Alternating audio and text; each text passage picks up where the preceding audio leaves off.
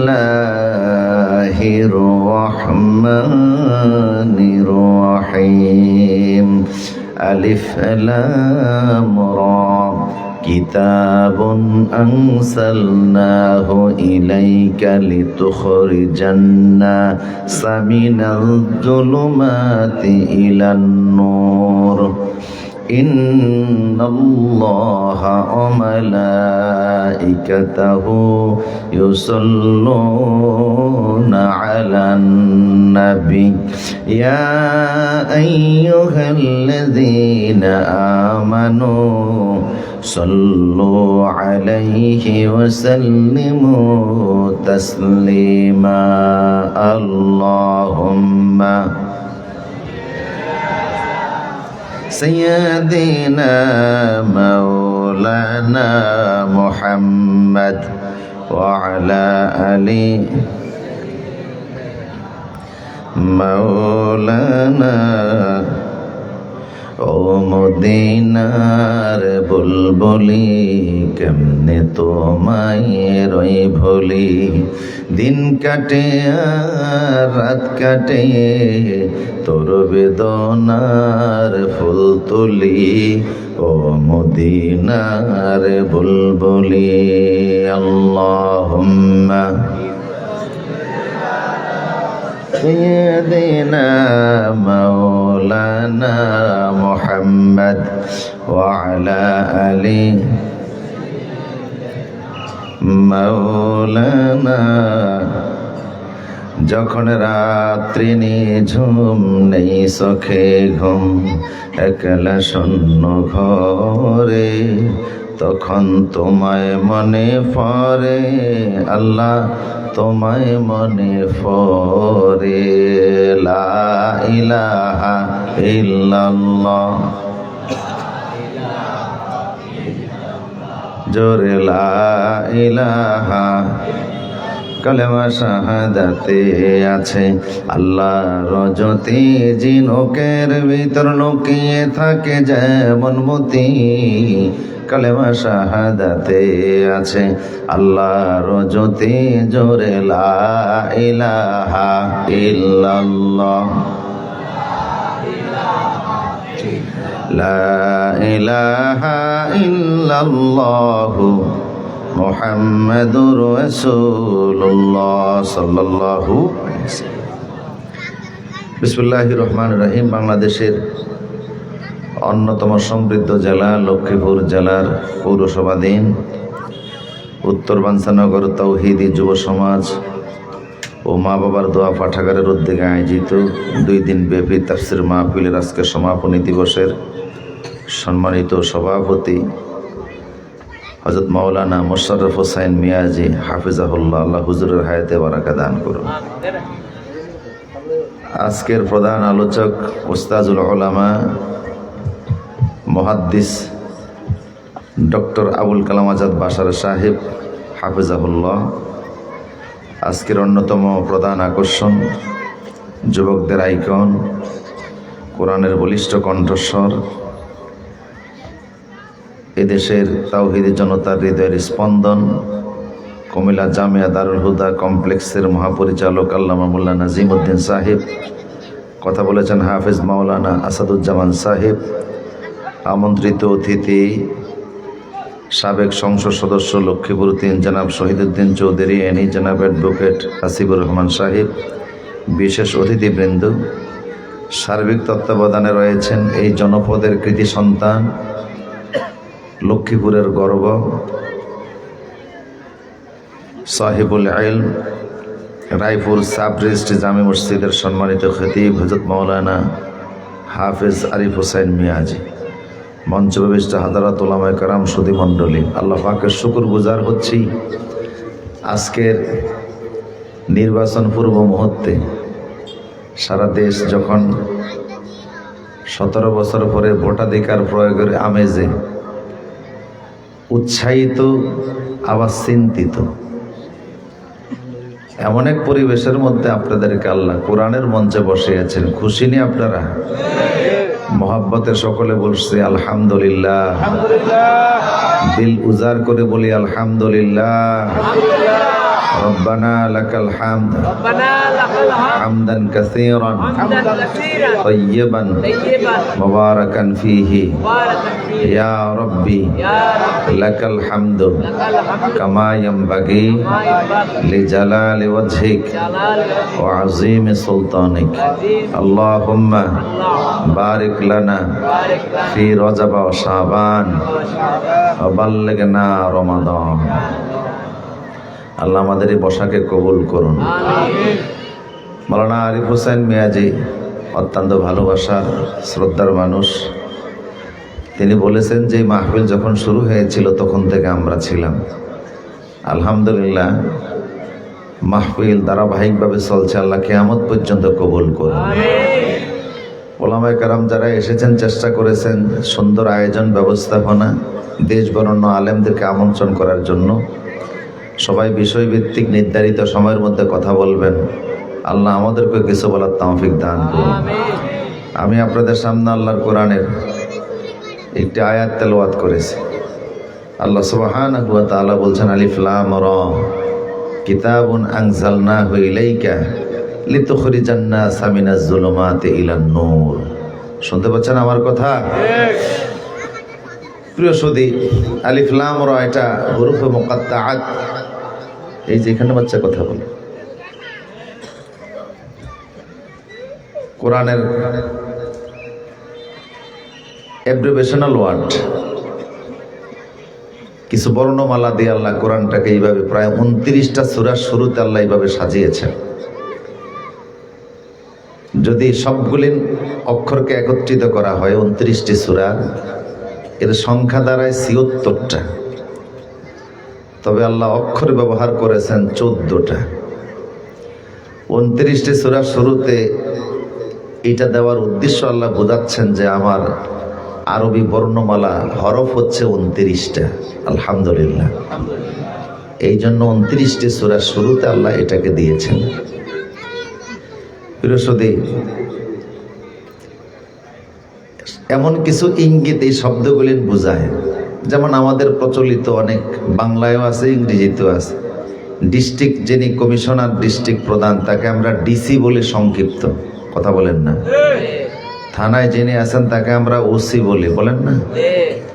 অনেকে দেখবেন বাংলা নামের সাথে নামের পূর্বে এটিএম আছে না, আ খ ম, হ্যাঁ, এইরকমই যে অ্যাব্রিভিয়েশনাল ওয়ার্ড যেটা কোরআনেরও এইরকম শুরুতে আল্লাহ পাক প্রায় 29টি সূরার শুরুতে ব্যবহার করছেন। যেমন সূরা বাকারার শুরুতে আছে আলিফ লাম মিম, কাফ হা ইয়া আইন সাদ, ত সিন মিম, ইয়াসিন তহা, পঠিত আয়াত আলিফ লাম র।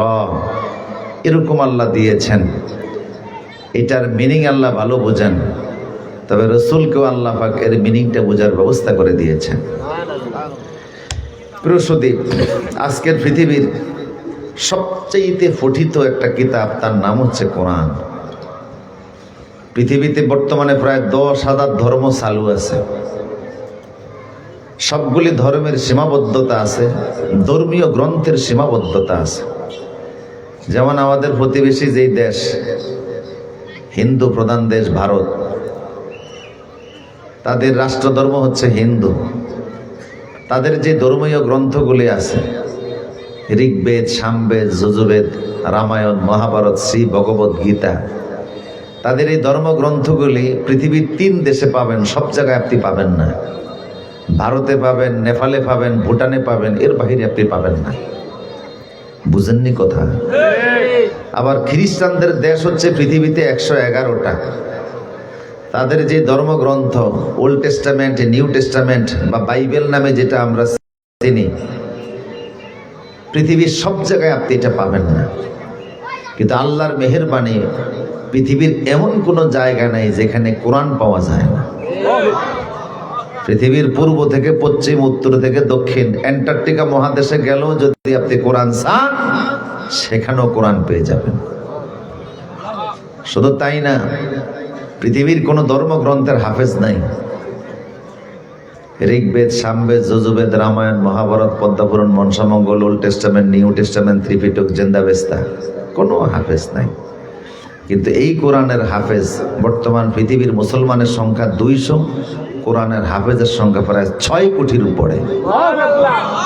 সবচেয়ে বেশি হাফেজ হচ্ছে লিবিয়াতে, মুয়াম্মার গাদ্দাফির দেশ। তার ছেলেরাও দেখলাম গতকাল গুলি করে মেরে ফেলছে, সাইফি ছিল তার নাম। এই লিবিয়াতে হচ্ছে সবচেয়ে বেশি হাফেজ, ঘরে ঘরে হাফেজ, প্রত্যেক পরিবারে হাফেজ, বিলিয়ন বিলিয়ন হাফেজ। খোদ সৌদি আরবে 10 লাখের বেশি হাফেজ নাই। তবে আলহামদুলিল্লাহ আমাদের বাংলাদেশে বর্তমানে হাফেজের সংখ্যা 30 লাখের বেশি। তা আমি বলি 200 কোটি মুসলমান সবাই কম বেশি কোরআনের হাফেজ। কারণ সবার উপরে নামাজ বাধ্যতামূলক, নামাজ পড়তে গেলে কোরআনের কিছু না কিছু জানা লাগে। মিনিমাম অন্তত 4-5টা সূরা তো সবাই জানে, কথা বলেন ঠিক কিনা? তো যে যতটুকু জানে সেই অনুযায়ী আল্লাহ জান্নাতে গিয়ে জায়গা দখল করে নিবেন। আপনারা যদি আমারে বলেন বর্তমান পৃথিবীর সবচেয়ে প্রথম হাফেজ কে ছিলেন, পৃথিবীর কোরআন নাজিলের পরে পৃথিবীর সর্বপ্রথম হাফেজ হচ্ছেন মুহাম্মদ রাসূলুল্লাহ সাল্লাল্লাহু আলাইহি ওয়াসাল্লাম। রাসূলের পরে সাহাবীদের মধ্যে প্রথম হাফেজ ছিলেন সাইয়েদনা আলী রাদিয়াল্লাহু তাআলা, তারপরে হযরত আবু বকর। এইভাবে করে আল্লাহ রসুলের 1,24,000 অথবা 1,26,000 সাহাবীর মধ্যে 10,000 সাহাবী 30 পারা কোরআনের হাফেজ ছিলেন। এর মধ্যে আমাদের কয়েকজন আম্মাজানও ছিলেন, আয়েশা রাদিয়াল্লাহু তাআলা আনহা, হাফসা রাদিয়াল্লাহু তাআলা আনহা, এরাও কোরআনের হাফেজ ছিলেন। সুবহানাল্লাহ পড়ে। প্রিয় সুধী, সেই কোরআনের কিছু নীতিমালা নিয়ে আজকে আপনাদের সামনে কথা বলতে চাচ্ছি। আল্লাহ পাক বলছেন আলিফ লাম রা কিতাবুন আনজালনাহু ইলাইকা লিতুখরিজান নাসা মিনাজ যুলুমাতি ইলান নূর। আমি এমন এক কিতাব তোমাদের সামনে উপস্থাপন করেছি, অনর্থক ফাটাই নাই। ওয়াকালার রাসূল ইয়া রাব্বি ইন্না কওমি ইত্তাখাযু হাযাল কুরআনা মাহজুরা। হাসরের ময়দানে অনেক মানুষ কোরআনের মামলায় আসামি হয়ে যাবে, কোরআনের অভিযোগে অভিযুক্ত হবে। পৃথিবীর ইতিহাসে সামান্য কিছু কথার কারণে নবীদের স্ত্রীরা পর্যন্ত নবুয়াতের দল থেকে ছিটকে গেছে। হযরতে নূহ আলাইহিস সালামের স্ত্রী নবীর একটা গালি দিয়েছিল, তাৎক্ষণিক আল্লাহ তাকে নবীর দল থেকে আউট করে দিয়েছে। নূহ আলাইহিস সালামকে সে পাগল বলেছিল। স্বামী হওয়ার পরে, স্ত্রী হওয়ার পরও স্বামীরে কি বলছে? দরাবাল্লাহু মাসালান লিল্লাযিনা আমানু ইমরাআতা নূহ ওয়া ইমরাআতা লূত। আল্লাহ সুবহানাহু ওয়া তাআলা বলেছেন কাফেরদের জন্য দৃষ্টান্ত হলো নূহ নবীর স্ত্রী, লূতের স্ত্রী। নবীর দলভুক্ত হওয়ার পরেও, নবীর পরিবারের সদস্য হওয়ার পরেও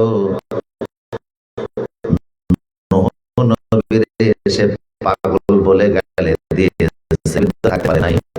নবীর সঙ্গে একই বিছানায় নবীর সঙ্গে যাপন করে 4টা জন্ম দিয়েছে, একই চুলা রান্না খেয়েছে, একই হাড়ি রান্না খেয়েছে। তারপরও নবীরে পাগল বলে গালি দেওয়ার কারণে আল্লাহ নবীর সাথে নৌকায় উঠতে দেন নাই, জান্নাতেও যাওয়ার সুযোগ দেন নাই। আর তোমরা যারা কোরআনের সামনে থাকার পরও কোরআনের আইনকে পছন্দ করো না, কোরআন দ্বারা দেশ চলুক, সমাজ চলুক, এটা পছন্দ করো না, বরং এই আওয়াজ যারা দেয় তাদেরকে গালিগালাজ করো, তোমরাও কোরআনের সাথী হয়ে জান্নাতে যাওয়ার কোনো সুযোগ থাকবে না।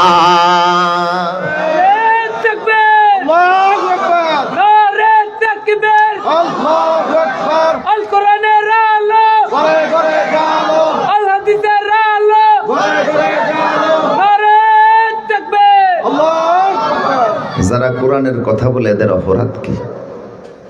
এদের ফাঁসে আসো, দেখো, বুঝো। কোরআনের কথাই তো বলে, যেই কোরআনের কথা বলে সামনে এগিয়ে যায় সেই কোনো না কোনো ট্যাগের শিকার হয়, কোনো না কোনো গালির শিকার হয়, জেলে যেতে হয়, ফাঁসির কাস্টে যেতে হয়, ফাঁসির রশি গলায় নিতে হয়। আর কতকাল?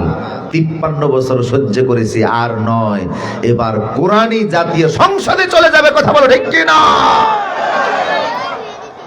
প্রিয় সুধী, নূহ আলাইহিস সালামের স্ত্রীকে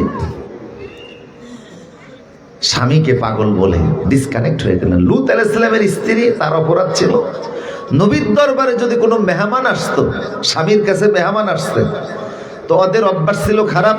কওমে লূত লেসবিয়াতের অনুসারী ছিল তারা। স্ত্রী গিয়া ওই সমাজের দুষ্ট লোকদেরকে বলতো যে ঘরে মেহমান আসছে, দাওয়াত দিয়ে তাদের কাছে ঘরের গোপন তথ্য সে প্রকাশ করে দিত। এই জন্য নবীর দলে সে থাকতে পারে নাই। কথা বলেন না কা? আমার প্রিয় সুদীপ, কোরআনের কিছু নিয়ম আছে, আল্লাহ সৃষ্টির কিছু নিয়ম আছে।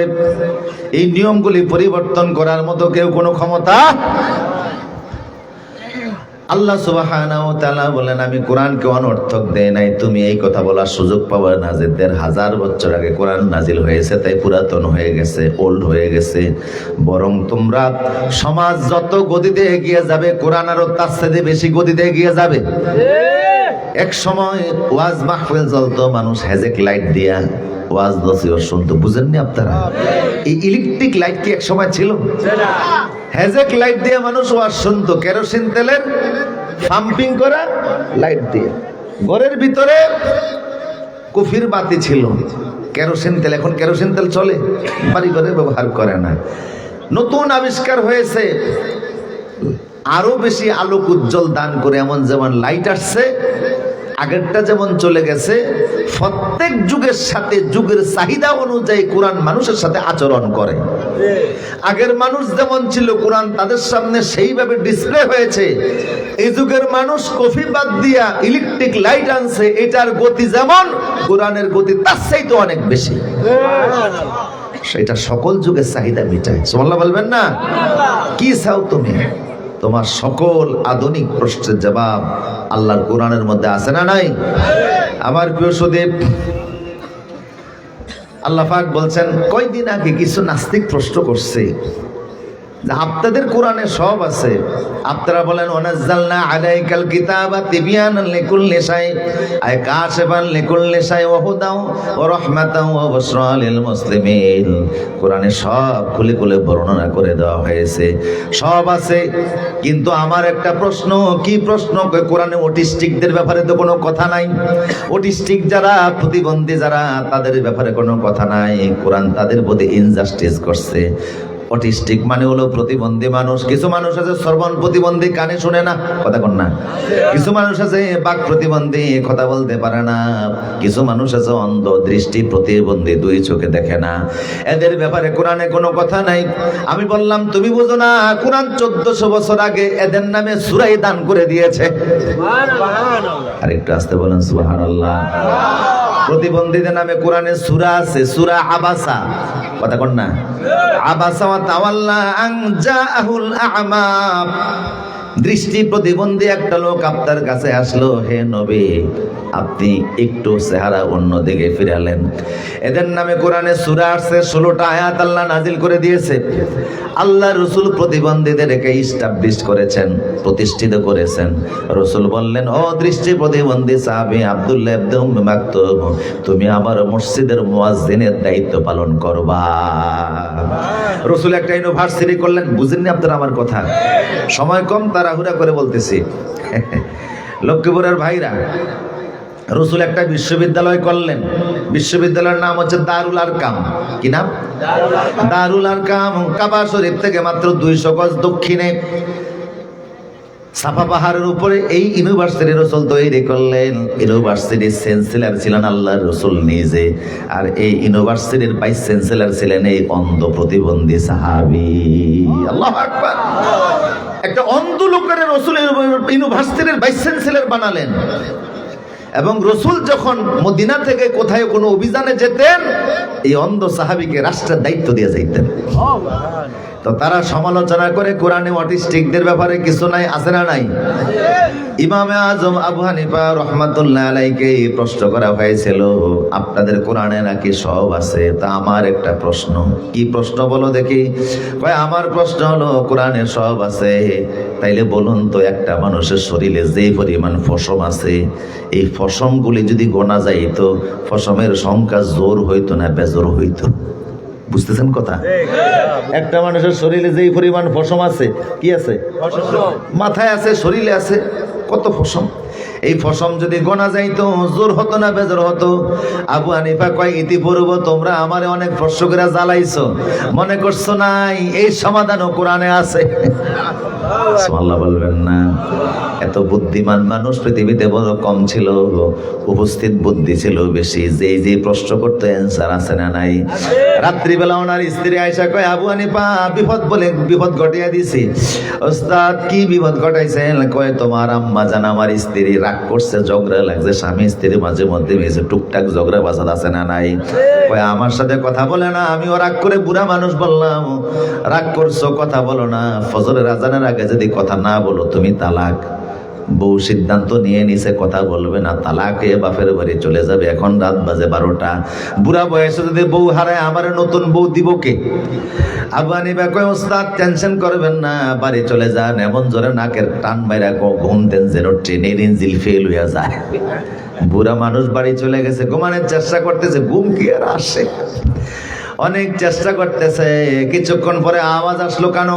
আসসালাতু খায়রুম মিনান নাওম। আজান শুনে কান্দতে কান্দতে উস্তাদ ঘুম তো আর নাই। স্ত্রীও এখন স্বামীর কাছে এসে বলে স্বামীর আজান হয়ে গেছে, আমি তো তালাক, এখন আমি আর আপনার সাথে স্বামী স্ত্রীর সম্পর্ক না, শর্ত অনুযায়ী আলাদা হয়ে গেলাম, বাপের বাড়ি যাচ্ছে, দোয়া কইরেন বাকি জীবন যেন ভালো থাকি। স্ত্রী যাচ্ছে, স্বামী পিছন থেকে চোখের পানি ছাড়তে ছাড়তে আসতেছে। সামনে আসার পরে আবু হানিফা ঘরের দরজার সামনে দাঁড়িয়ে, বাড়ির সামনে দাঁড়িয়ে আছে। ওস্তাদ মনে মনে করে ছাত্রের কথা শুনে বিপদে পড়ছি, বোর হাতে পায়ে ধরতাম সংসারটা টিকে যাইত। ওর কথা শুনে আমি মুসিবতে।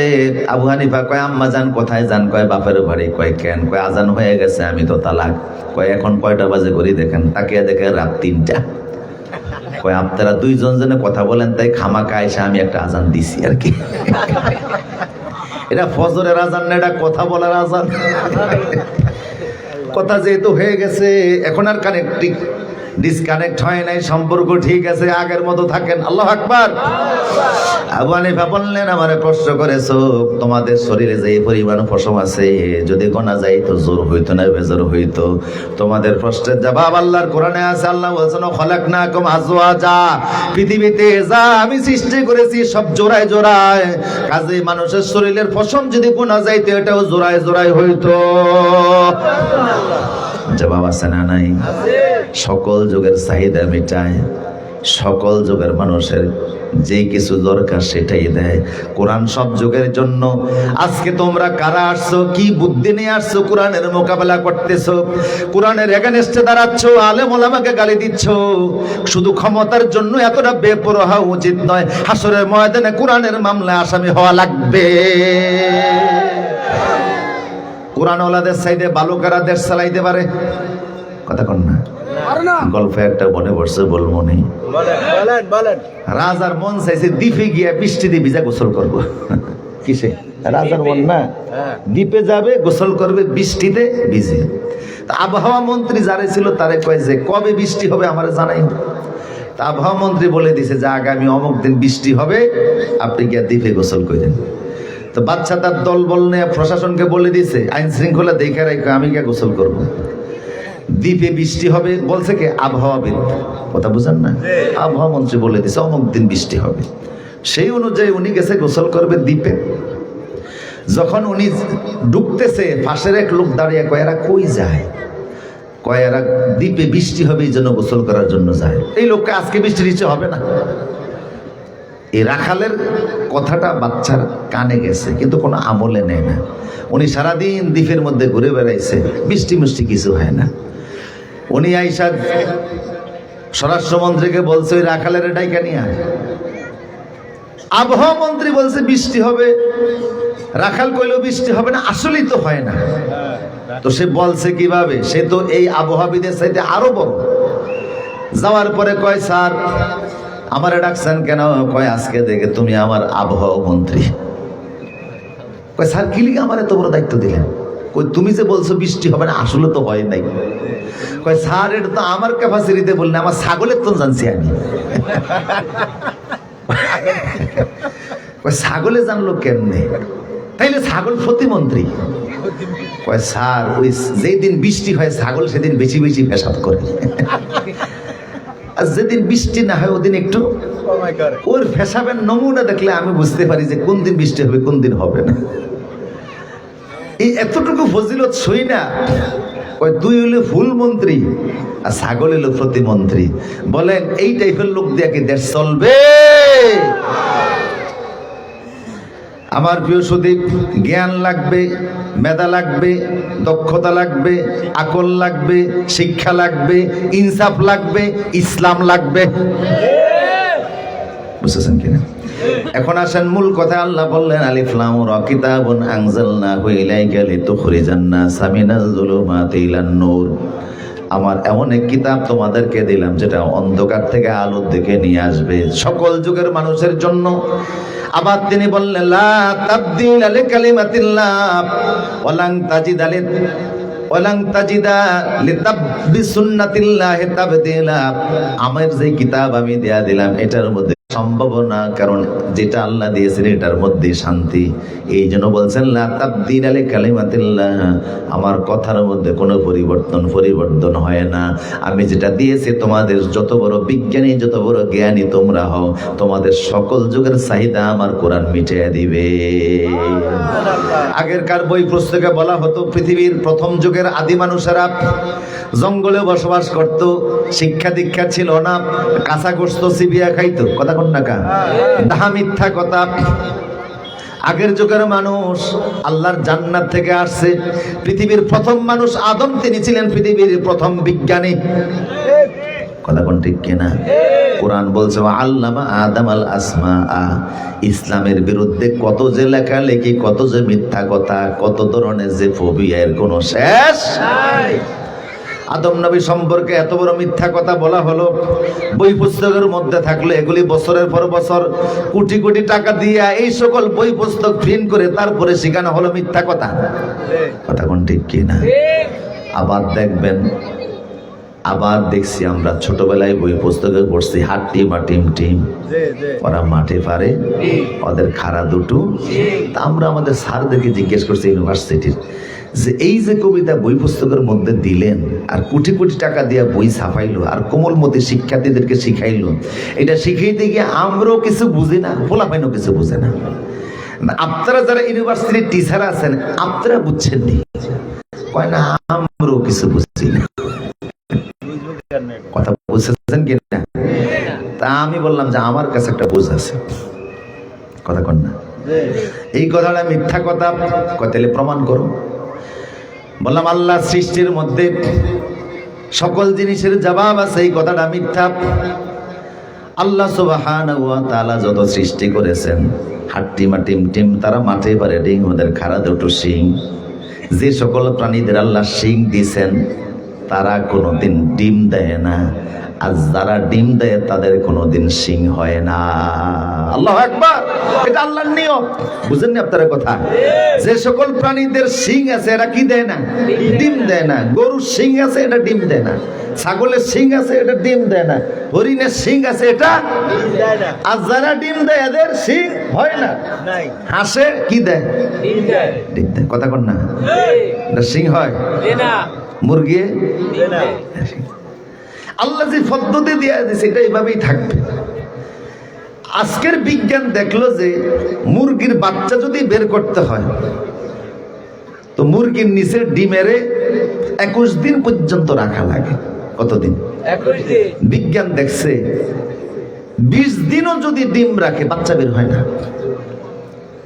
ওই যে প্রচলন শুরু হয়েছে সৃষ্টির শুরু থেকে এই পর্যন্ত, ডিম যদি মুরগির নিচে রাখে যেটা তাপে তাই বাচ্চা ফুটে কতদিন রাখা লাগে? 21 দিন রাখা লাগে। এর নিচে হলে হবে না, এর পরিবর্তন করা যায় না। সুবহানাল্লাহ বলবেন না? পারবে না তোমরা, যেটা চলে আসছে এটাই। আবার আমার প্রিয় সুধী, আমাদের শরীরের কতগুলি অঙ্গ আছে, আছে না? এই যে আমি চাইলে হাত নাড়াইতে পারতেছি, আপনাদের হাত আছে নি?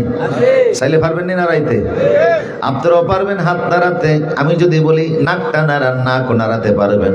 আমি যদি বলি ঠোঁট নাড়ান, এটাও নাড়াতে পারবেন। আমি যদি বলি আপনাদের বুড়ুটা নাড়ান, অনেকে বুড়ু নাচায় না? কথা কয় না?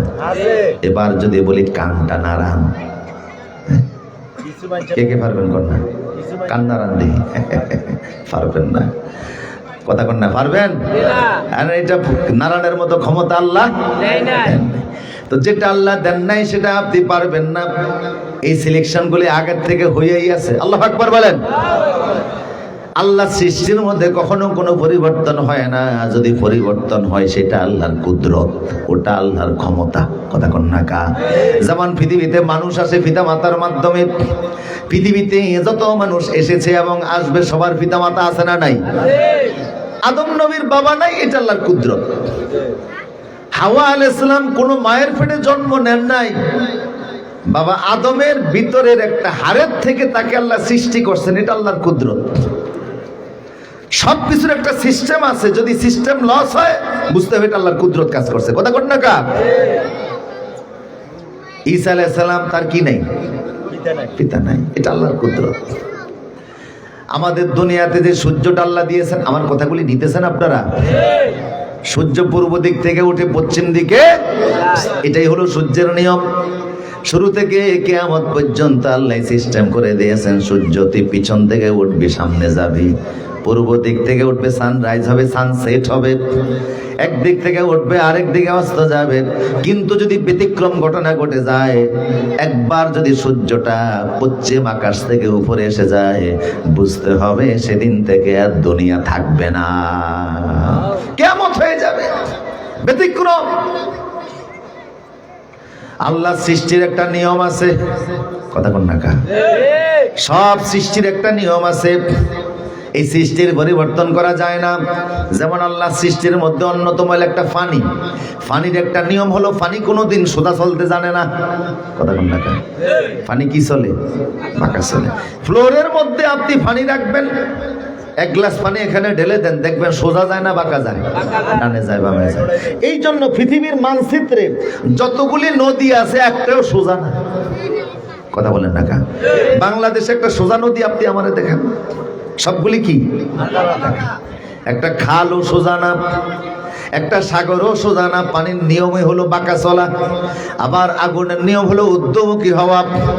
আমার প্রিয় সুধী, এটা আল্লাহর নিয়ম, তুমি চাইলে এটা চেঞ্জ করতে পারবে না। আমার প্রিয় সুধী, আল্লাহ বুঝে শুনে এগুলি দিয়েছেন। আল্লাহ বলেন আমার কোরআন, এটাও আমার নিয়ম, এটা চাইলে তুমি পরিবর্তন করতে পারবে না। কিয়ামত পর্যন্ত মানুষের জন্য এই বিধান আমি করে দিয়েছি। কথা কোন ঠিক কিনা? আমার ভাইরা, সব যুগের মানুষ আপনি মাপতে পারবেন।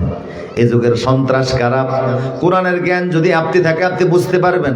মাস্তান কারা, চান্দাবাজ কারা, অপরাধী কারা, কোরআনের মিটারের জ্ঞান যারা আছে সে বুঝবে। কথা কোন না কা? কোরআন সব শিখায়। রাস্তার মধ্যে গাড়ি চালাইতে গেলে জায়গা জায়গা দেখা যায় স্পিড মিটার আছে। স্পিড মিটার বলে, যেমন ঢাকা এলিভেটেড এক্সপ্রেস ওয়েতে যদি আপনি উঠেন তো সেখানে দেওয়া আছে যদি আপনি 80-র উপরে ক্রস করেন অটো কি হয়ে যাবে? মামলা হয়ে যাবে, আপনি মিটারে ধরা পড়ে যাবেন। আবার আমাদের শরীরের তাপমাত্রা বোঝার জন্য একটা থার্মোমিটার আছে না নাই? আবার দুধের মধ্যে পানি আছে না নাই, এটা বোঝার জন্য একটা ইলেকট্রোমিটার আছে, ল্যাক্টোমিটার আছে। বাতাস কেমন হবে, আবহাওয়া কেমন হবে, বৃষ্টি হবে কি হবে না, এটা বোঝার জন্য ব্যারোমিটার আছে। শরীরের পোশাকের মাপ আপনি দিবেন, দর্জির দোকানে একটা ফিতা আছে না নাই? জমিন মাপবেন, একটা চেন আছে। সবকিছু মাপার জন্য যেমন আলাদা আলাদা মিটার আছে, যন্ত্র আছে। সমান লোকটা ভালোটা মন্দ, কাকে আপনি সাপোর্ট করবেন, ভালোবাসবেন, সমর্থন দিবেন, কারে ভালো বলবেন, কারো মন্দ বলবেন, আল্লাহর কোরআন সামনে থাকলে মাফ কাটি আছে না না? আল্লাহু আকবার, আল্লাহু আকবার। কোরআন সব আপনার সামনে পরিষ্কার করে দিবে। কোরআনের ভিতরে আল্লাহ সুবহানাহু ওয়া তাআলা বলছেন, ওয়া নাযালনা আলাইকাল কিতাবা তিবয়ানাল লিকুল্লি শাই ওয়া হুদাও ওয়া রাহমাতাও ওয়া বুশরা লিল মুসলিমিন। সব যিনি দিয়েছেন তিনি কে? সব প্রশ্নের সমাধান আছে। বলো ভাই, যদি শান্তি পেতে চাও আল্লাহর কোরআনের আইনের কোনো বিকল্প নাই। আমার ভাইরা, আমেরিকাতে একটা হসপিটাল আছে, ম্যানচেস্টারে, বোস্টনে, মা ও শিশু হসপিটাল, আমেরিকার বিখ্যাত এক হসপিটাল। সেই হসপিটালে প্রতিদিন 150-200 মহিলার আসে, তাদের বাচ্চা সিজারের মাধ্যমে প্রসব করা হয়। এখন একটা হসপিটালে এত মহিলা ঢুকলো, গর্ভবতী মহিলা যাদের বাচ্চা প্রসব হবে, এই বাচ্চাদেরকে অটি রুমে নিচ্ছে, সিজার হচ্ছে। এখন কার কোনটা বাচ্চা এটা তো বুঝতে হবে। কথা বলেন না কা? সবাই কি ছেলে জন্ম হয় না মেয়েও জন্ম হয়? কারোর দেখা যায় যে ব্যতিক্রম জন্ম হইতে পারে। আল্লাহ রসুলকে প্রশ্ন করা হয়েছিল কখন ছেলে হয় কখন মেয়ে হয়। বিজ্ঞানী প্রশ্নের জবাব পাইছে বহু বছর পরে। রসুল বলছেন ইজা সাবাকাল মা উর রাজুলে ফাকানাল ওয়ালাদু যাকারা ওয়া ইজা সাবাকা মা আল মারআতি ফাকানাল ওয়ালাদু উনসা ওয়া ইজা ইসতাওয়া ফাকানাল ওয়ালাদু খুনসা। জোরে আল্লাহু আকবার। রসুল বলছে যদি বাবার বিষয়টা অগ্রগামী হয় তাহলে ছেলে সন্তান হয়, যদি মা অগ্রগামী হয় তাহলে মেয়ে সন্তান হয়, আর এক্স এবং ওয়াই দুটোটা যদি সমান সমান হয় তাহলে খুনসা হয়। খুনসা মানে হিজরা। কথা বুঝতেছেন কিনা আমার প্রিয় শ্রোতা? আমেরিকাতে এই হসপিটালে যে বাচ্চাগুলি জন্ম হচ্ছে, মায়েরা যেই নামে রেজিস্ট্রেশন করে ওই রেজিস্ট্রেশনের একটা নাম্বার আছে। ওই নাম্বার লিখে সদ্য যে বাচ্চাটা জন্ম হলো ওই বাচ্চার পায়ের মধ্যে রেজিস্ট্রেশনের কার্ডটা বেঁধে দেয়। তো 2-1 দিন তো অনেক সময় অবজারভেশন রুমে নবজাতক বাচ্চাদেরকে রাখা লাগে। কথা কন না? কোনো বাচ্চার পুষ্টি কম, কারোর অক্সিজেনের লেভেল কম, কারোর দেখা যায় সমস্যা আছে, অবজারভেশন রুমে 2-4 ঘন্টা, ক্ষেত্র বিশেষে 2-4 দিনও রাখা লাগে। তখন ডাক্তার যখন বলে অমুক কমিরে অমুক মহিলার বাচ্চাটাকে ফসেয়া দাও, তাকে অবজারভেশন রুম থেকে তার বাচ্চাটা ফসায় কিভাবে? মা যেই নামে ভর্তি হয়েছে ওই রেজিস্ট্রেশন নাম্বারটা বাচ্চার কোথায় লাগানো আছে? পায়ের মধ্যে বেঁধে দেওয়া আছে। ওই অনুযায়ী বাচ্চাটা নিয়ে মায়ের কাছে পৌঁছাই দেওয়া হয়। বুঝেছেন কথা? একটু কথা বললেন। এখন একদিন রুগী হয়েছে খুব কম, তো নার্সরা একটু আরাম করতেছে। রুগী হয়েছে মাত্র 2 জন, একজনের ছেলে হয়েছে আরেকজনের মেয়ে হয়েছে। ভুলে তারা ওই রেজিস্ট্রেশন নাম্বার নিয়ে পায়ের সাথে বেঁধে দেওয়ার সুযোগ পায় নাই। এখন ডাক্তার মহোদয় যখন বলছে যে এই 2 মহিলার বাচ্চা নিয়ে এদের রুমে দেয়া দাও, এখন নার্সরা পড়ছে বিপদে। কথা বল না? কার ছেলে কার মেয়েটা নার্সরা বুঝে না। মহিলা 2 জনকে গিয়ে বলা হলো আপনাদের কার ছেলে কার মেয়ে বলেন। রেজিস্ট্রেশন নাম্বার পায়ে বাঁধার জন্য সুযোগ পাই নাই, মনে ছিল না। আপনারা তো ভালো করে জানেন কার ছেলে কার মেয়ে বলেন। যার ছেলে রোগী মাত্র 2 জন, সন্তানও 2টা। যার ছেলে তাকে ছেলে পোষাই দিব, যার মেয়ে তারে মেয়ে পোষাই দিব। এখন মহিলা 2 জন কয় আমার ছেলে। কথা বল না? মেয়ে দাবি করতে রাজি নেই। এই যুগে নারীরা পর্যন্ত নারীদেরকে অবজ্ঞা করে। কথা কন না? কথা বলেন না? নারী পর্যন্ত নারীকে অবজ্ঞা করে। আবার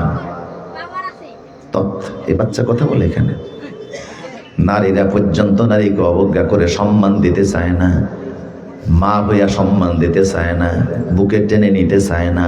অথচ আল্লাহ রসুলকে জিজ্ঞেস করা হয়েছিল আল্লাহ কোন জিনিসে খুশি হন? রসুল বলেছিলেন আল্লাহ যখন কোনো জনপদে কোনো এলাকার মানুষের প্রতি খুশি হন তখন তাদের মাথার উপরে আল্লাহ বৃষ্টি নাজিল করে দেন। এর চাইতে যদি আল্লাহ বেশি খুশি হন মেহমান পাঠিয়ে দেন। এর চাইতে যদি আরো বেশি কোন পরিবারের প্রতি আল্লাহ খুশি হন তাহলে কন্যা সন্তান দান করেন। আর জোরে বলুন। অথচ কন্যা সন্তান 2 জনের একজনও নিতে চায় না। ডাক্তারকে জানানো হলো, ডাক্তার পড়ে গেলেন পেরেশানির ভিতরে। ডাক্তার পেরেশান হইয়া 2 মহিলাকে গিয়ে বললেন মা আপনারা ভালো করে জানেন কার ছেলে কার মেয়ে বলুন, আমাদের জন্য সমাধান দিতে সহজ হবে। কিন্তু 2 জনের কেউ রাজি হয় না। শেষ পর্যন্ত ডাক্তার বিভাগে বলল, আওয়াজ দিল এই হসপিটালে কোনো মুসলমান ডাক্তার আছে কিনা। একজন মুসলিম ডাক্তার পাওয়া গেল। উনি এসে বললেন হ্যাঁ আমি মুসলিম ডাক্তার।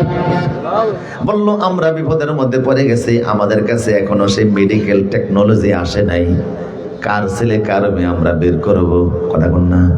আপনার কাছে কোনো কিছু জানা আছে নাকি? উনি বললেন হ্যাঁ আমাদের মুসলমানদের আলেম ওলামা আছে, তাদের কাছে জিজ্ঞেস করলে বর্তমান বিশ্বের এই জটিল বিষয়টা সম্পর্কে জানা যাবে। তোমরা মনে করে তালেবুল ইলমরা শুধুমাত্র কোরআন শরীফ মাথায় দিয়ে মাদ্রাসায় আসে আর যায়, ছোট্ট মনে করো ওদের কাছে সারা দুনিয়া চালাবার মতো জ্ঞান আছে। রাষ্ট্র চালাবার জন্য আলেমরা যে জ্ঞান রাখে তোমরা তাদের কাছে শিশু। কথা বলে ঠিক কিনা? কি জানো, একজন যার কাছে কুরআনের জ্ঞান আছে তার কাছে সারা বিশ্ব আছে, পৃথিবী চালাবার মতো, নেতৃত্ব দেওয়ার মতো ক্ষমতা সে রাখে।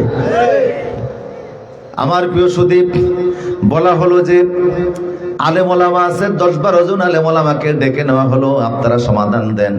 আলেম ওলামারা সমাধান দিলেন। আল্লাহ রাসূল বলছেন, লা তাসতামি উম্মতি আলা দালালা, আমার উম্মতের সব যুগের সকল যুগের সকল আলেমরা গুমরাহির উপর একমত হবে না। আমার সকল যুগের সকল ওই যুগের সকল আলেমরা হেদায়েতের উপরে থাকবে।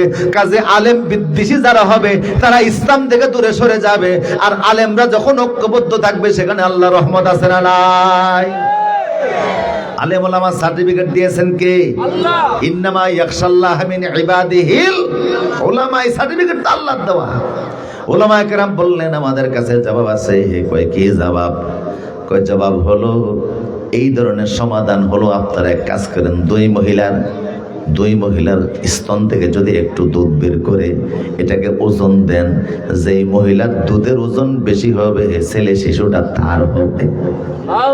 আর জোরে বলুন, যার ওজন একটু কম হবে মেয়ে শিশুটা তার হবে। কয় আপনারা যে এই ব্যাখ্যা দিলেন কোরআনের দলিল আছে নাকি? কয় আছে। আল্লাহু আকবার বলুন, আল্লাহু আকবার। কি দলিল আছে? কোরআন বলছে, ওয়াস্তাশিদু শাহিদাইন মির রিজালিকুম।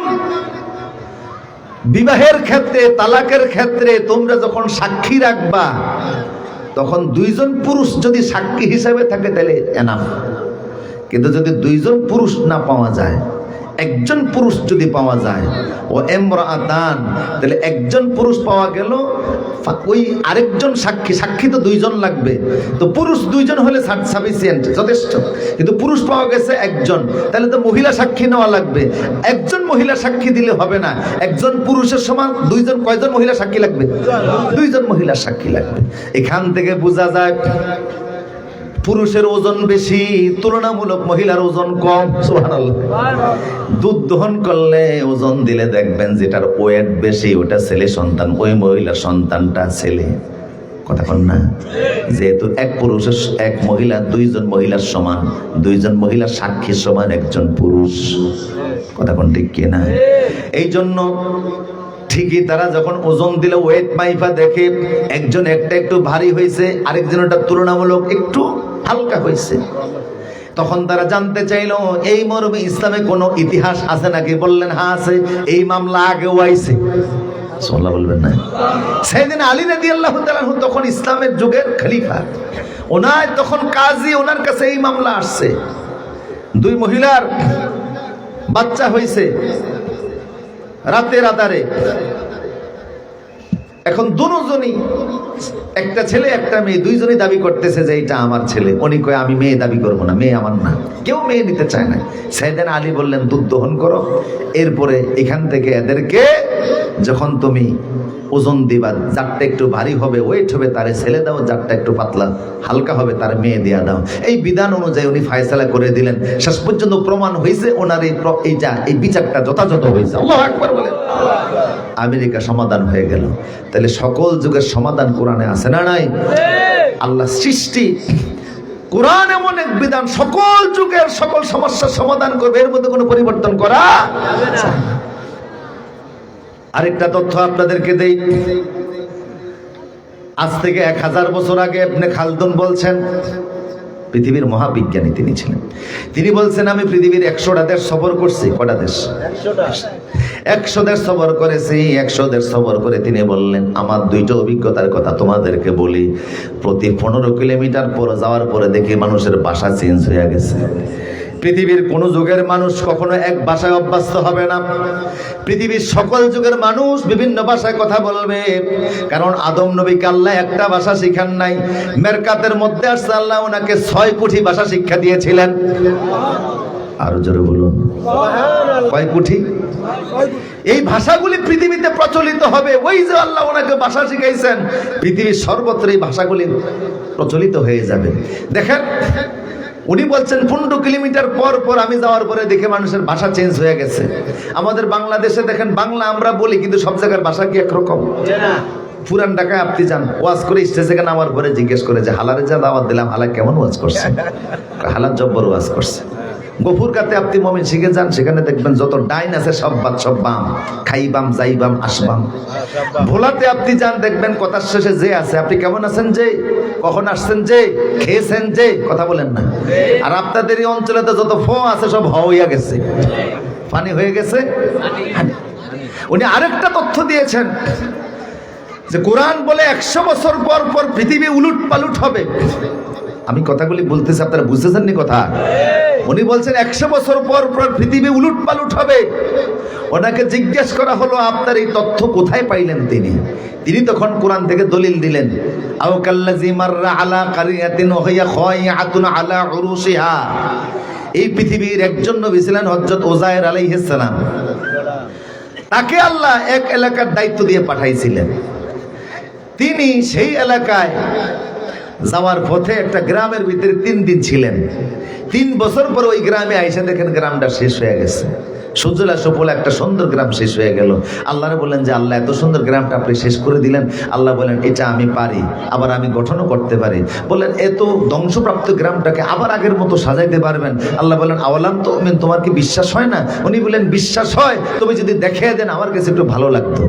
যেমন ইব্রাহিম নবী বলছে, আল্লাহ রব্বি আরনি কাইফা তুহয়িল মাউতা, আপনি মৃতরে যে জিন্দা করেন কিভাবে করেন? আল্লাহ বলছেন ক্বালা আওয়ালাম তুমিন, তোমার কি বিশ্বাস হয় না? উনি বললেন বিশ্বাস হয়, তবে মরাটা কিভাবে জিন্দা হয় দেখলে ভালো লাগতো। সুবহানাল্লাহ বলবেন না? আবার হযরত ঈসা আলাইহিস সালামকে আল্লাহ এমন ক্ষমতা দিয়েছে, যদি সরাসরি মরাটা জিন্দাই বানিয়ে ফেলতেন। জীবনে 4টা মরা মানুষের তিনি জিন্দা বানাইছিলেন। এর মধ্যে ছিল ওনার এক বন্ধু আব্দুল আরুদ ছিল তার নাম। তিনি খবর পেলেন যে বন্ধু মারা গেছে, তার বাড়িতে গেলেন, জানাজা পড়বেন। দেখেন যে লাশ খাটে করে নিয়ে রওনা শুরু করছে। লোকদেরকে বললেন ভাই লাশটা একটু নিচে নামান। তাফসিরে জামালের মধ্যে আসছে লাশটা নিচে নামান, আমার বন্ধুর লাশ, আমি একটু 2-4 মিনিট কথা বলি, তারপরে দাফন করেন। পাবলিক কয় পাগল কয় কি, মরা লাশের সাথে কথা বলবে, এটা হয় নাকি? উনি বললেন লাশ নামাইবে না তো, লাশ নিজে নামবে। ডাক দিছে ইয়া সদিকুম বিজনিল্লাহ, দোস্ত নিচে নাম।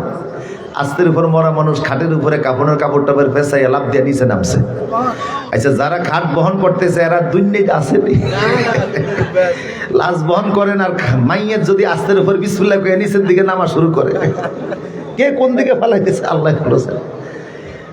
এই লোকে বলল দোস্ত দাম জিন্দা যখন হয়েছি তো চলো বাড়ি যাই, যে বাড়ি কথা বলি। 2 জন বাড়ি গেছে, কথা বলবে। স্ত্রীতে একটু আগে কান্দে কাটে বিদায় করছে না, উনি যখন তাকিয়ে রয়েছে যে স্বামী আসতেছে, বাড়িতে আর কেউ নাই। ঘরে বসে কথা বলার পরে ঈসা আলাইহিস সালাম কয় তুমি আবার খাটে, কোরআন থেকে বলছে, বানিয়া কথা না, কোরআন, তুমি আবার খাটে উঠো, তোমার তো হায়া শেষ, সময় শেষ। কয় না দোস্ত, আল্লাহর মেহেরবানিতে জিন্দা যখন হয়েছে আরো কিছুদিন থাইকা নেই, তুমি বাড়ি চলে যাও। তাফসীরের মধ্যে আসছে এই লোক এরপরও 80 বছর বাইচা ছিল। তো উযায়ের আলাইহিস সালাম বললেন যে আল্লাহ, মোর আগে গ্রামটারে আপনি আবার জীবিত করবেন কিভাবে? আল্লাহ বলবেন ফাআমাতাহুল্লাহু মিয়াতা আমিন, আল্লাহ ওনাকে 100 বছরের জন্য মরণ দিলেন। 100 বছর পরে আল্লাহ ওনাকে জিন্দা করলেন। জিন্দা করার পরে উনি তাকিয়ে দেখে গ্রামটা আগের মতো সুজলা সুফলা হয়ে রয়েছে। এখন কিন্তু উনি কতক্ষণ মরা অবস্থায় ছিল ওনার বুঝে আসে না। আল্লাহ ওনারে বললেন ক্বালা কাম লাবিসতা, এই মরা অবস্থায় কতক্ষণ ছিলা? উনি বলে লাবিসতা ইয়াওমান আও বা'দা ইয়াওম, একদিন অথবা আধা দিন হবে, এর চাইতে বেশি হবে না। আল্লাহ বললেন না, তুমি 100 বছর এখানে ছিলা। এখন উনি কয় আমার বুঝে আসে না। আল্লাহ বললেন বুঝাইতেছি, ফানজুরিলা তো আমিকা ওয়া শারাবিকা লাম ইয়াতাসান্না, টিফিন বক্সের মধ্যে করে যে খাবার দিয়ে আসছিলা, টিফিন বক্সের দিকে নজর করে দেখো। উনি দেখে টিফিন বক্সের যে খাবার ছিল, সবজি ছিল, গোশত ছিল, ডাল ছিল, সব তাজা আছে। আল্লাহু আকবার, আল্লাহু আকবার। কি আছে? তাজা আছে। 100 বছর খাবার তাজা থাকে। ফ্রিজ আবিষ্কার এখান থেকে হয়েছে। এরপরে আল্লাহ বলেন অমজুরিল্লাহ হেমারিকা, তোমার গাদার দিকে নজর দাও। দেখে গাদা মরে ফুসে গইলা শেষ হয়ে রয়েছে। গাদার ফসিল হাড্ডি নিয়ে তিনি যখন ডিএনএ টেস্ট করলেন, ডিএনএ টেস্ট কোরআন থেকে আসছে, তিনি যখন টেস্ট করলেন দেখা গেল গাদা 100 বছর আগে মারা গেছে। এখান থেকে আব্দুল খালদুন বলেন 100 বছর পর পর পৃথিবী উলট পালট হবে। করোনা যখন আসলো গবেষণা করে দেখা গেল 100 বছর পর পর পৃথিবীতে বড় মানের একটা দুর্ঘটনা ঘটে। কথা কোন ঠিক কি না? যেমন মানুষের ক্ষেত্রে ঘটে তেমন রাজ্যের ক্ষেত্রে ঘটে। কথা বুঝতেছেন কিনা? তাহলে কোরআন যে বিষয়গুলি চিরন্তন দিয়েছে এর মধ্যে কি কোনো পরিবর্তন হবে? যদি পরিবর্তন হয় বুঝতে হবে সেটা আল্লাহর কুদরত। ১৫০০ বছর ধরে কোরআন যত কথা বলছে, যত বিধান দিছে, এটার পরিবর্তন করা লাগে নাই, পরিবর্তন করা লাগে নাই, সংযোজন করা লাগে নাই, বিয়োজন করা লাগে নাই। কোরআনের প্রমাণ হয়েছে সকল যুগের, সকল মতের, সকল রাষ্ট্রের মানুষের জন্য এটা কল্যাণকামী। কথা কোন ঠিক কিনা? আমরা বিগত দিনে দেখেছি কোরআন তো ছিলই না, বরং ইসলাম বিরোধী অনেক এজেন্ডা বাস্তবায়ন করা হয়েছিল। 14ই ফেব্রুয়ারিকে রাষ্ট্রীয়ভাবে আমদানি করা হয়েছিল, 31 নাইটকে আমদানি করা হয়েছে, হিউম্যান মিল্ক ব্যাংক একটা কুফরি বিষয়কে আমদানি করা হয়েছিল, ট্রান্সজেন্ডারকে আমদানি করা হয়েছিল। কথা কোন না কা? সর্বশেষ দ্য থিওরি অফ এভলিউশন, বিবর্তনবাদ, ডারউইনের বস্তা ফসা মতবাদ আনা হয়েছিল, যেখানে বলা হয়েছিল ইংরেজি সাহিত্যের 3rd ইয়ারের ইংরেজি সাহিত্যে বলা হয়েছে, সারা দেশে পাঠ্যপুস্তক ছিল যে আমরা তো মানুষ, মানুষটা আমরা আসছি বানর থেকে। ইতিহাস লেখা হলো যে বানর থেকে কিভাবে আসলাম, ব্যাখ্যা দেওয়া হলো কোটি কোটি বছর পূর্বে কিছুই ছিল না, সব ছিল পানি, পানির ভিতরে জমতে জমতে হয়ে গেছে শ্যাওলা, সেই শ্যাওলার ভিতরে জমতে জমতে হয়ে গেছে কীট, এই কীটের সাইজ বড় হতে হইতে হইতে হয়ে গেছে ব্যাং, ব্যাং আসলো ডাঙ্গায়, ব্যাং বড় হতে হতে হয়ে গেছে বানর, বানরের যখন 27 কোটি বছর, বানরের লাইজ কেটে হয়ে গেছে মানুষ। কয় বোতল খাইছে আল্লাহ ভালো জানে। এই তথ্য দেওয়া হলো, আলেম ওলামারা গর্জে উঠলো, সকল ইসলাম বিরোধী এজেন্ডায় এই দেশের আলেমরাই আওয়াজ দিছে, আলেমদেরই রক্ত ধরছে। আমার প্রিয় সুদীপ, ইসলাম বিরোধী এজেন্ডায় আজকে যারা সুশীল সাজান তারা কেউ কথা বলেনি, আলেমরাই কথা বলছে। মোদি যখন বাংলাদেশে ঢুকতেছিল, আলেমরা কথা বলার কারণে এক জায়গায় সব অনেক আলেমরা জেলে যাইতে হয়েছে। সুতরাং আর জেল নয়, আর জুলুম নয়, যেখান যারা ক্ষমতা প্রয়োগ করে আলেমদেরকে জেলে ঢুকায়, সেই জায়গায় যদি ইসলাম যাইতে পারে, কোরআন যখন দেশ চালাবে, আলেমরা নির্বিঘ্নে হক কথা বলতে পারবে। কথা বলেন ঠিক কিনা আমার প্রিয় সুদী? এই জন্য শুধু সেইখানে নয়, আমার সময় শেষ, আমি শেষ কথা আপনাদেরকে বলছি, আল্লাহর কোরআনের বিজয় চাইনি আমরা ইনশাল্লাহ? সবাই চাই? কারা চাই হাত তুলালকে দেখায়। আল্লাহ কবুল করুন, জোরে বলুন আমিন। আমার প্রিয় সুদী, শেষ কথা বলছি, আপনাদের এই মাওলানা আরিফ হোসেন মেয়াজি ছিলেননি আপনারা? মাওলানা আরিফ হোসেন মেয়াজি আমার অত্যন্ত মহাব্বতের, শ্রদ্ধার, ভালোবাসার ব্যক্তি। মাশাআল্লাহ, আল্লাহ চমৎকার বলতে পারেন। শুধু লক্ষ্মীপুর না, এখন এই আলোর সারা বাংলাদেশে তিনি ছড়াচ্ছেন আলহামদুলিল্লাহ। তার নেতৃত্বে, তার মাধ্যমে আপনারা এই এলাকায় একটা দিনী প্রতিষ্ঠান করতে পারেন। এলাকা অনেক হেফজু মাদ্রাসা আছে, নুরানি মাদ্রাসা আছে, আমরা জানি। তো আশপাশের এই এরিয়া, যেহেতু আমি আগে পরে আসছি, আমার অ্যানালাইসিস আছে, এখানে একটা আলিয়া মাদ্রাসা নাই। আমি দেখছি যে যেখানে ইউনিভার্সিটি, ওই যে এলাকার মানুষ ইউনিভার্সিটি, যেখানে ওই এলাকার মানুষ ইংরেজিতে টুকটাক কথাবার্তা বলতে পারে, আবার যেখানে হেফজু মাদ্রাসা ওই এলাকার মানুষের কেরাত শুদ্ধ। কথা কোন না খা? যেখানে আলিয়া মাদ্রাসা ওই এলাকার মানুষ ফতুয়া ভালো জানে, শরীয়তের বিধিবিধান ভালো জানে। বাংলাদেশে এখন আলিয়া মাদ্রাসা দেখেন না, এবার ডাকসু চিনছেন না আপনারা? ডাকসু মানে কি? ঢাকা বিশ্ববিদ্যালয়ের ওই যে নির্বাচিত হলো, সেইখানে যারা কম্পিটিশন করছে, ক্যান্ডিডেট যারা ছিল, এর মধ্যে 10 জনই ছিল মাদ্রাসা, 7 জন ছিল মাদ্রাসা ছাত্র। এখন যিনি ডাকসু বিপি, উনিও কি মাদ্রাসা ছাত্র, যিনি জিএস সেও কি মাদ্রাসা ছাত্র। অনুরূপভাবে সারা বাংলাদেশের অন্যান্য প্রতিষ্ঠানগুলি আপনি দেখেন, জাকসু, চকসু, কি রাকসু, আরো যেগুলি হয়েছে, অনেক জায়গায় মাদ্রাসা ছাত্র। কোন মাদ্রাসা ছাত্র? আলিয়া ছাত্র। কথা বলেন না কার? আলিয়া ছাত্র, যারা একদিকে কোরআন হাদিস শিখছে। আমরা কওমি মাদ্রাসাকে সম্মান করি, অনেক সম্মান করি। আমার মাহফিল, অনেক মাহফিল কওমি মাদ্রাসা আমরা করি, আলিয়া মাদ্রাসা করি। আমরা এটাকে আমাদের দুই চোখের মতো দেখি, দুইটার প্রতি আমাদের যথাযথ সম্মান, মর্যাদা আছে। আমার প্রিয় সুদী, আলিয়া একটা প্রতিষ্ঠান সারা বাংলাদেশে। যে দেখুন দারুন নাজাত সিদ্দিকা, আরিফ হোসেন মেয়াজি কিন্তু দারুন নাজাতের ছাত্র, সেই হিসাবে ওই যে ছাত্র ভাই বলে একসাথে আমাদের ওখানে যখন দারুন নাজাত সিদ্দিকা কামিল মাদ্রাসার এই অবস্থা এখন ছিল না। এখন তো একজন ছাত্র 8-10 হাজার টাকা মাসে খরচ হয়। এখন হলের অভাব নাই, শিক্ষকের অভাব নাই, দেশ বিদেশে শিক্ষকরা সেখানে পড়ায়।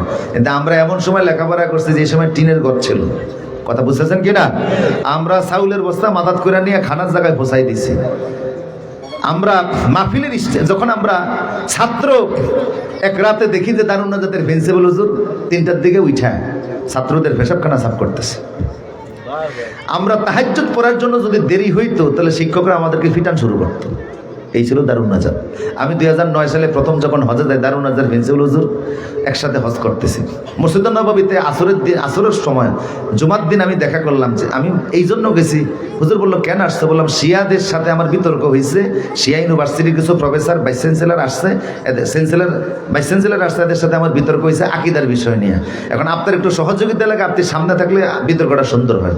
তো হুজুর বললেন এগুলি ঝামেলা, হজে আসতো দরকার নাই, হে আকিদা নেই, হে থাকুক তোমারটা নিয়ে তুমি দেখো, বেটা আবাদত বন্দেগি করো। হুজুর বাড়ি আবার বরিশাল।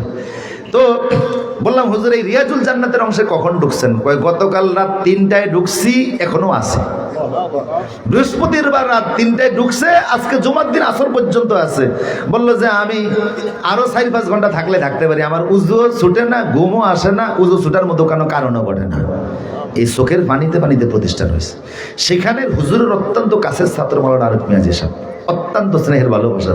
যারা প্রতিষ্ঠাতা দারুন নাজাতের ফাবদার হুজুর, কাশিয়ানি হুজুর, আমাদের গোপালগঞ্জের হুজুর, ফরিদপুরি হুজুর, ফিরোজপুরি হুজুর, যারা দারুন নাজাত হাজীগঞ্জের হুজুর, যারা প্রথম ছিলেন, তাদের অত্যন্ত স্নেহের। কাজেই ওইখানকার কারিকুলাম যেহেতু তার ব্রেনে আছে, ওই কারিকুলামে যেহেতু সে লেখাপড়া করে আসছে, যে ওই মানের ওই সিলেবাসের যদি একটা প্রতিষ্ঠান আপনার এখানে দাঁড় করাইতে পারেন, ইনশাল্লাহ আশা করি ভালো চলবে।